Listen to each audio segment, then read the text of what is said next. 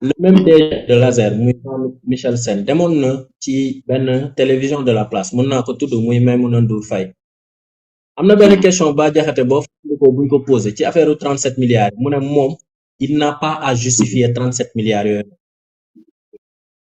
dañ ko war a laaj parce que décaissement yi moom fekk ko fi bañ koy génne fekk kañ ko jox moom xam ki nga ko jox mooy ki nga xamante ne moom mooy Power espagnol donc moom du moom moo war a justifier li nga xamante ne moom mooy utilisation 37 milliards foofu d'abord dañ ko naan déedéet parce que moom mooy autorité contractante moom mooy autorité contractante bi deuxièmement contrat bi système de financement au contrat bi nii c'est un crédit acheteur maanaam dafa am benn entreprise bu tudd AA Power EPC muy espagnol yi war a exporter fii nii ay biens ak ay services fii Sénégal léegi Sénégal nag ki nga xamante ne moom moo war a jënd loolu noonu en fait dañu defar méthode boo xamante ne moo tudd comment ça s'appelle encore crédit acheteur maanaam lii bor en réalité donc tey jii moom bu fekkee moom mooy autorité contractante bi mais bien sûr partie la ci marché bi et l'État est une continuité donc bu ñuy laaj te 37 milliards yooyu moom dañ ko koy laaj te bu ñu dévier débat bi yaakaar ne dañ ko jiñ détournement ñun li ñu wax dafa leer mooy 37 milliards yi fan la jaar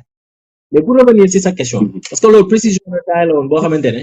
daf ko def pour wane ne xëy na ba ñuy dekkee sa xaalis bi comme ku fekkoon ci régime bii passé na bokk et cetera mais il faut ñu leeral que ne l'État est une continuité bu ñu ko joxee diw aussi moom da cee liggéey parce que tey mise en service yi mu def ci xaalis boobu lañ ko defee léegi il faut aussi ñu rappeler benn mbir ki nga xamante ne moom mooy Azer ba mu signé contrat ak ki nga xamante ne moom mooy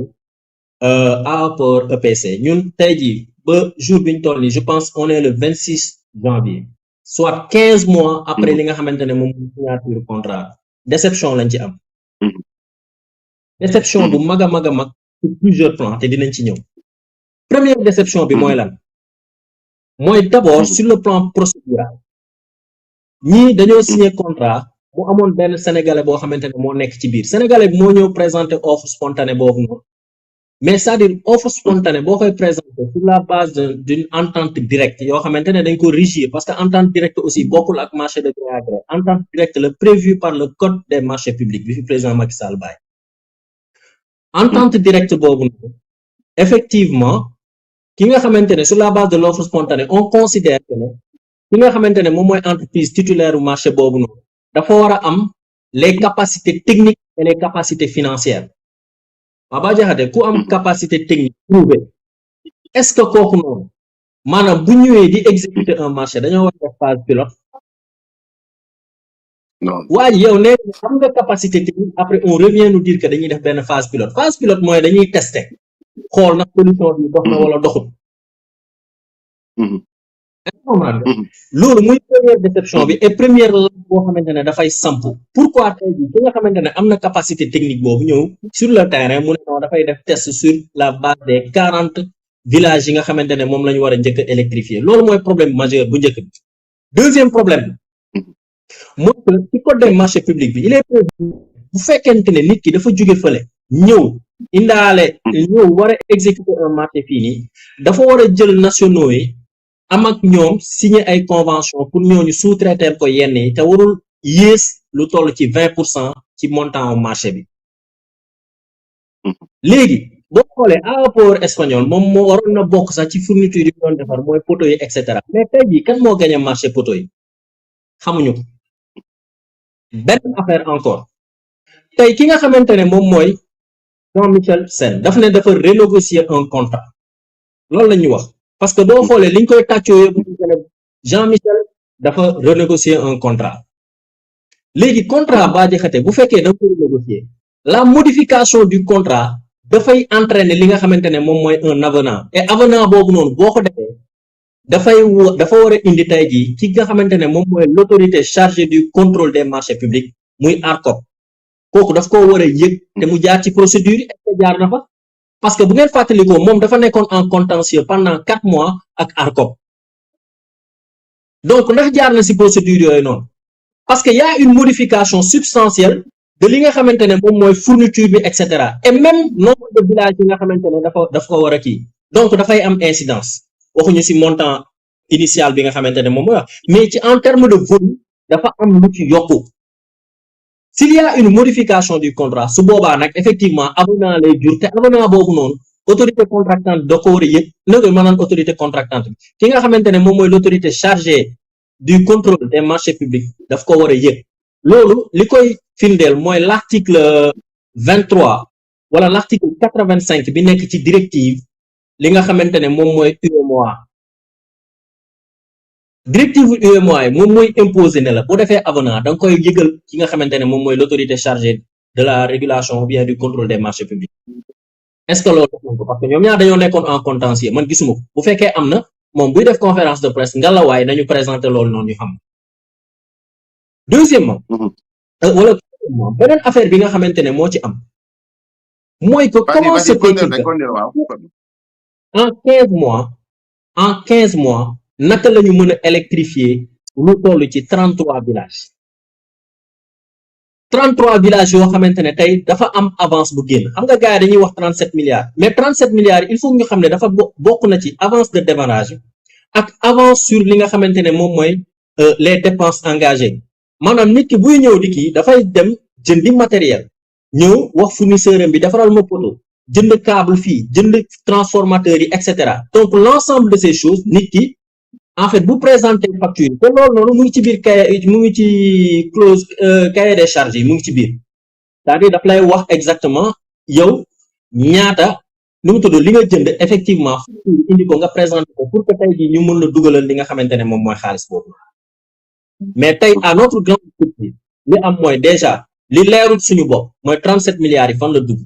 parce que suñu defee benn ratio rek calcul bu simple pour ñi nga xamante ne ñoo ñu seetaan 1740 villages lañ wax ne moom la ñu war a électrifier mu am 37 milliards yu génn boo jëlee 37 milliards wala sax nga jël li nga xamante ne moom mooy 91,97 milliards yi nga xam moom mooy montant globalu marché bii nii nga diviser ko par 1700 yi da lay jox environ ay 52 milliards par village donc tey bu fekkente ne 33 villages nañu kii wala 40 villages yooyu nga xamante ne moo nekkoon pilote loolu mooy tolloo 52 millions 52 millions milliards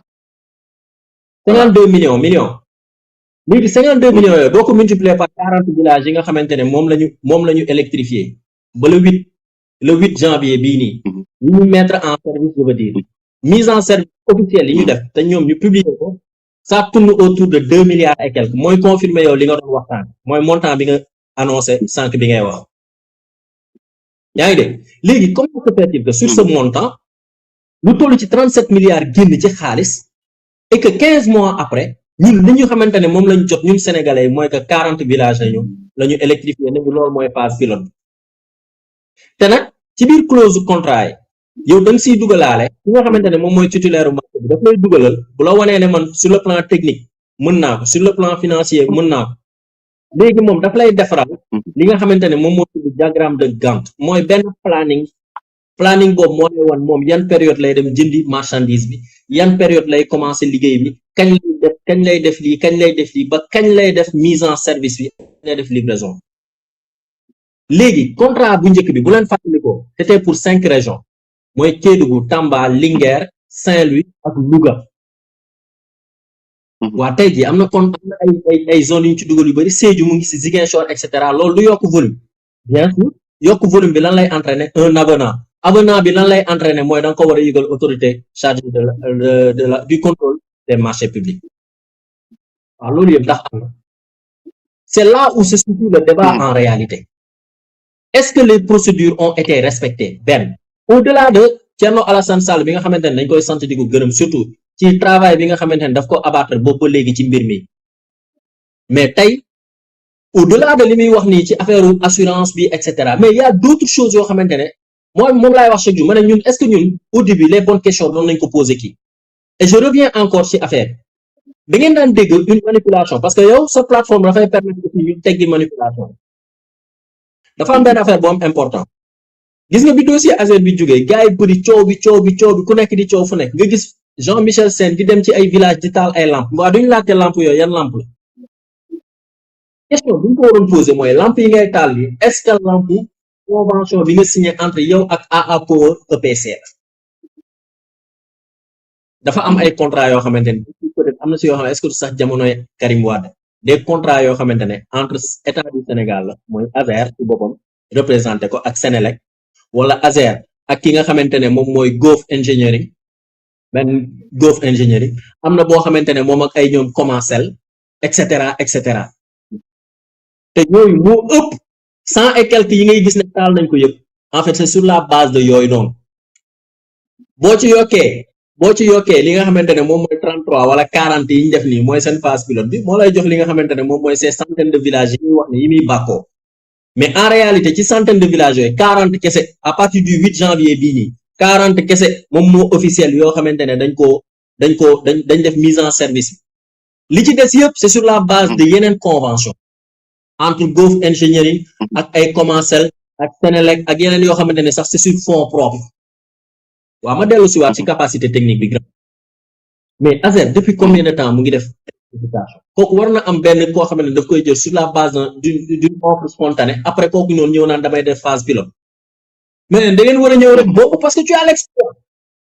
am nga ay techniciens Sénélec bi lay accompagner am na ay techniciens donc lii ça pose problème moo tax ñu ngi di laajte pendant 15 mois suñu 37 milliards yi fan la jaar.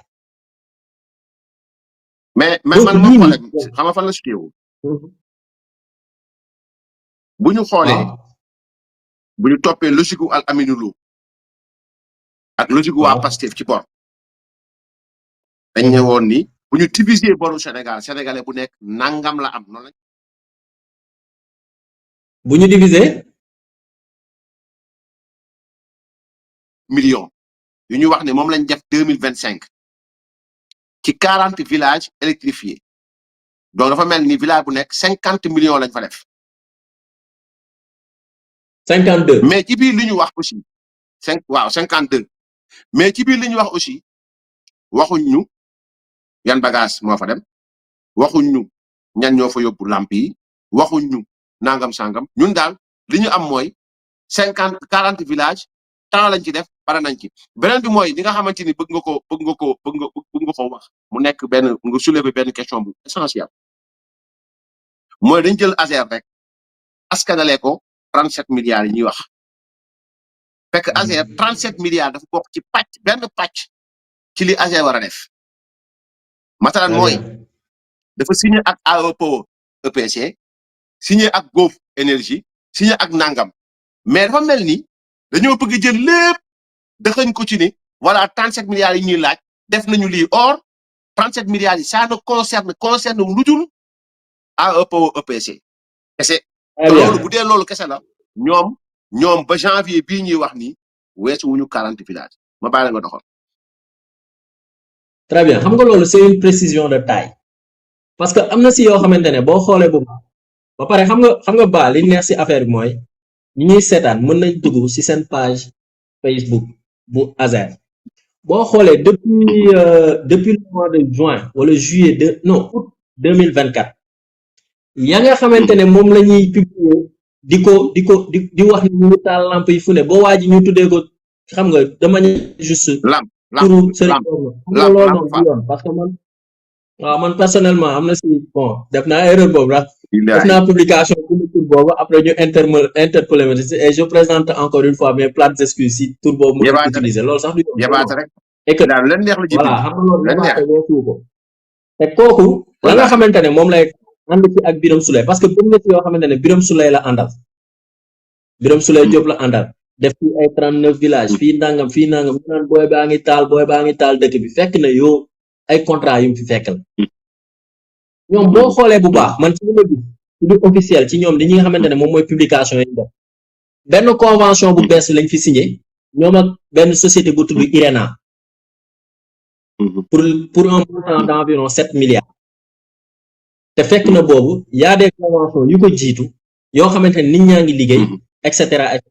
te électrification rurale bu ñuy juum yamul ci ASER rek ANER mu ngi def électrification rurale PUDC mu ngi def électrification rurale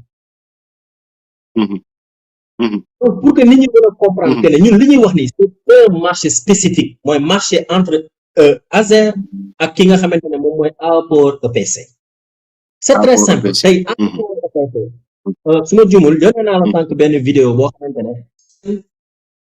sous-directeur chargé du suivi et du contrôle des travaux moom moo ko wax suñ ko mënoon dugal dina am solo pour que nit ñi mën a comprendre parce que sous-directeur bi mu ngi def vidéo boobu noonu su ma juumul au mois d'avril 2000 su ma juumul avril 2025 la ko def mu ne que ñoom dañ nekk ci benn phase pilote boo xamante ne en 2 mois war nañ livrer li nga xamante ne moom mooy village yooyu war nañ ko mettre en service loolu avril la donc on suppose que ne ah dama ko yónnee non yónnee naa ko kii sànq xaw dama ñëwoon tey pour waxtaan ak benn projet électrification ak aw port ñu war a xëcc courant si junni dëkk juróom-ñaari téeméer ak ñeent fukk 1740 villages à travers fukki régions yi ak ñett Sénégal yi donc entreprise espagnole la dafa contracté ak état Sénégal à travers l'agence sénégalaise d'électrification pour ñu xëcc courant bi ñu fay xëcc mooy courant moyenne basse tension ngeen di woy haute tension bi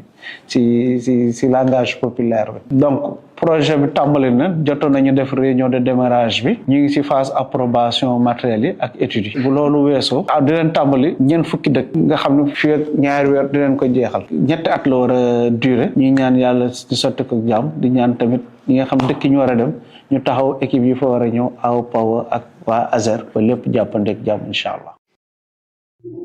donc ba ñun ñoo ko déggandoo lan la wax ñaari weer waaw vidéo bi c'était au mois d'avril 2025 donc avril 2025 mai 2025 juin 2025 donc au plus tard au mois de juillet waroon nañ livrer les chantiers les 40 kañ lañ def mise en service bu mujjee bi c'était le 8 passé mooy village yi nga xamante ne moom la mujjee def Linguère waaw retard yi ñoom duñu ko retard yi duñu ko expliquer parce que ci biir mail bi li ma jaaxal mooy ci biir mail bi peut-être ça peut ne pas te concerner mais man ci biir mail bi ma jot damay wax après yow nga commenter man mail bi ma jot kii parce que xam naa comment il fonctionne maintenant ci biir mail bi lui man je peux pas comprendre parce que y a de ces choses yoo xamante ni c'est purement contradictoire parce que ci biir mail bi même ma lire bi mu wax donc loo xamante ni yell na Sénégalais yi mën koo dégg parce que il dit donc voilà donc désormais la situation est entièrement clarifiée. La Cour suprême a levé la suspension de l'exécution du marché. La phase pilote est en cours de finalisation, en cours. Et ce mail, ça date du 19 décembre 2025, est en cours, donc pas encore terminé. Donc, le mécanisme de remboursement des avances est établi par les deux parties contractantes et validé par la DCMP. Le planning des réalisations est arrêté. Des réceptions en usine sont effectuées en étroite collaboration avec la SENELEC, laquelle a par ailleurs validé l'ensemble des études techniques déjà réalisées. Une dotation de 20 milliards de francs CFA, soit un peu plus de 30 millions d'euros, est inscrite dans une loi de finances initiale LFI 2026. Dans ce contexte, la décision... Wow. C'est une loi de finances. Foofu day delluwaat sànq si li ma la waxoon que lii def la pour Sénégal donc boo amee dotation pour faire boobu noonu cela veut dire que da ngay fay boo amee ay factures yoo xamante ne boo amee ay factures yoo xam dafa nekk en instance yow da nga fay léegi kële moom dina fay mais yow lii dafa mel ni da nga koo leb maanaam dañ la koo jaay nga koy fay par moratoire am na si yoo xamante ne par exemple tey am na si yenn prestation de service yoo xamante ne par mois nga koy fay et cetera loolu moo tax ñu koy prévoir si li nga xam moom mooy loi de finance ma bàyyi la nga continuer. D'accord mu ne dans ce contexte la décision unilatérale de la Banque Santander de suspendre les financements sans fondement juridique ni base contractuelle ne saurait être justifiée. Une telle décision illégale de surcroît est de nature à faire naître contre les intérêts de l'ASER et au-delà de l'État du Sénégal un préjudice immense. En effet, Aw Power EPC continue d'exécuter ses travaux et présente en conséquence des factures qui doivent être honorées par la partie sénégalaise dans un délai bien défini. Le non-paiement de ces factures à temps expose la partie publique donc à violer ses obligations contractuelles et à se mettre à défaut de ses engagements vis-à-vis du titulaire. Plus la suspension des décaissements dure, plus l'exonération du marché dans les délais acquis devient impossible et par conséquent, plus la probabilité de rupture du contrat devient importante. Donc, là, on parle de... Donc, mais quand même, dans ce mail, ça peut ne pas te concerner je répète encore une fois man maay wax di poser question ci loo xam ne dafa ma jaaxal ci mail bu ma jot banque bi ba léegi dafa suspendre ay financement